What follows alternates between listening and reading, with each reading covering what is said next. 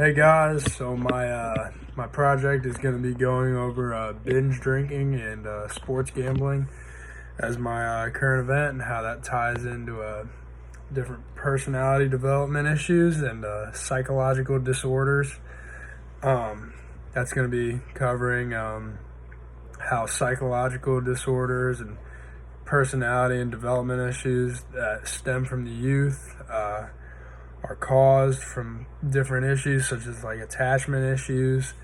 That's gonna go into how that can cause the development of personality disorders.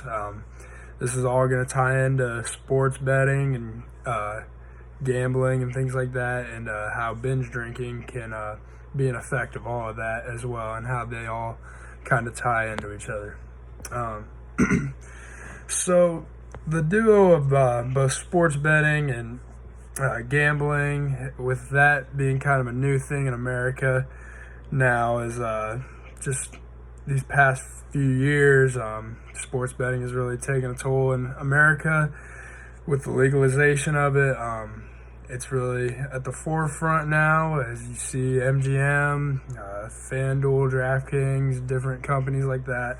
They're really advertising their product of gambling, and that's fine, but that can also be a a big issue with different health effects that it can have on people that get into that.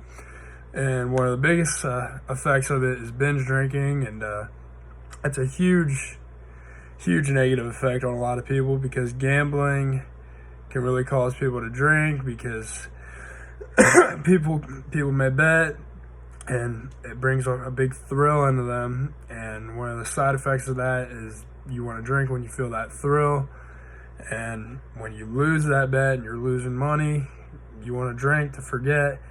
And it's even been proven in the past that gamblers are more likely to drink, and they can definitely stem into some psychological disorders such as like personality, like I said, and how you may develop, and even from a kid, and how you develop as you get older could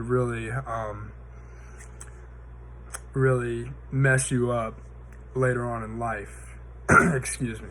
And so the first thing is development, and a lot of behaviorists theorize that attachment stems from infants, which are like being fed from their mothers from birth, and that can really drag attachment issues towards their parents, and that can really be a cause of that really builds a sense of trust towards their mothers, and towards people they know. And John Bowlby argued that infants are biologically programmed to let off a certain behavior that adults are programmed to respond to affectionately.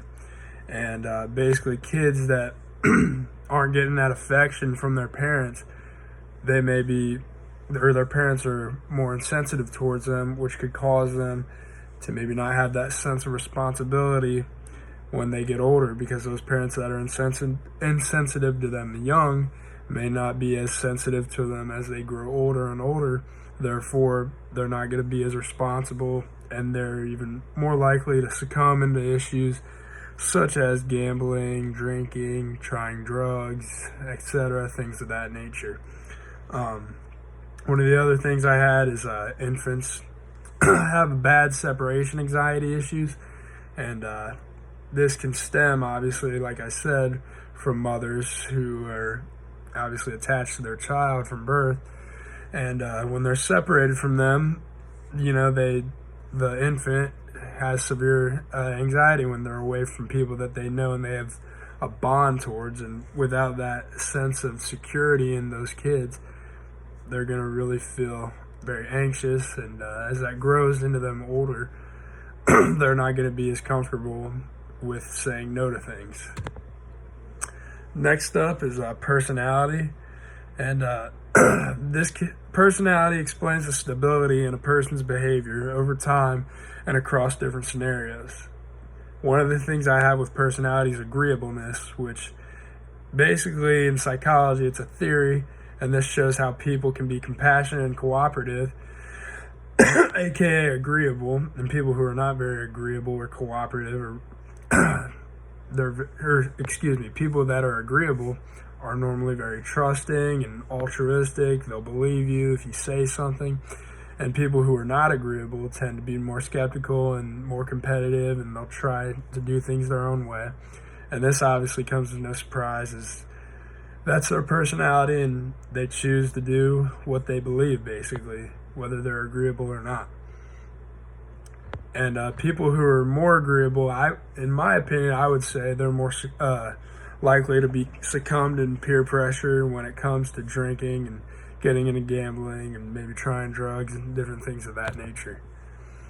And next up is psychological disorders. And before the 18th century, most abnormal behaviors were based on a superstition. But nowadays, we know that's not the case. You can get diagnosed for different things off of the medical model, which is used to think of abnormal behavior as a disease. And critics of this model say that it promotes derogatory labels and stereotypes. But the medical model is used nowadays regardless of what other people say, as it has a lot of good benefits. One big disorder on there is stress, that a ton of people deal with. Probably every single one of us in this class have dealt with stress at some point.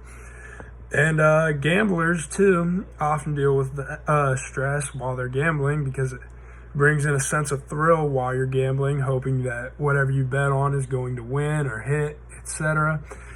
And often with this sense of feeling, you're going to want to drink with that feeling.